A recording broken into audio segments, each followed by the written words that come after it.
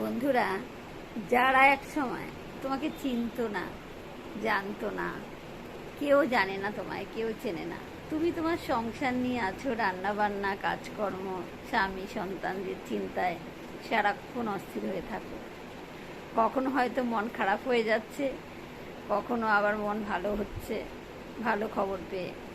কিন্তু যখন তুমি একা হয়ে যাচ্ছ, তোমার মন খারাপ হয়ে যাচ্ছে, অনেকে ডিপ্রেশনে চলে যাচ্ছে, অনেকে ডিপ্রেশন হতে হতে হতে হতে কোনো এক সময় আত্মহত্যাও করে নেয়।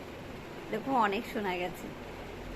তাই আজকে আমরা যখন ভিডিও করছি, কথা বলছি, অনেক লোকের সঙ্গে আমাদের পরিচয় হচ্ছে, যারা আমাদের কমেন্ট করছে, আমরা তাদের কমেন্ট করছি, ভালো কথা বলছে, ধীরে ধীরে আমাদের মনের দরজাটা খুলে যাচ্ছে, আমরা মনের দিক থেকে হালকা হচ্ছি। হ্যাঁ, পাড়ার লোক বা আত্মীয় পরিজন অনেককেই শঙ্কিত, যারা শুরু করেছো নতুন, যে কি বলছে, কি খারাপ ভাবছে। তুমি এটা ভেবে অখুশি হয়েও না যে তুমি নিন্দায় আছো সবার আড্ডার মাঝে, না চর্চায় প্রশংসায় আছো। এটা ভেবে খুশি হও।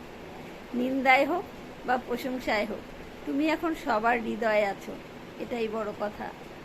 সবাই তোমাকে চিনছে, জানছে। তুমি যদি খারাপ কিছু না করো, নিন্দাই থাকো বা প্রশংসাই থাকো, কোনো ব্যাপার না। তোমার হৃদয় জানে। তুমি তোমার হৃদয়কে প্রশ্ন করো, তুমি ঠিকঠাক কাজ করছো কিনা। তোমার হৃদয় তোমায় জবাব দেবে যে তুমি ঠিক, তুমি ঠিক।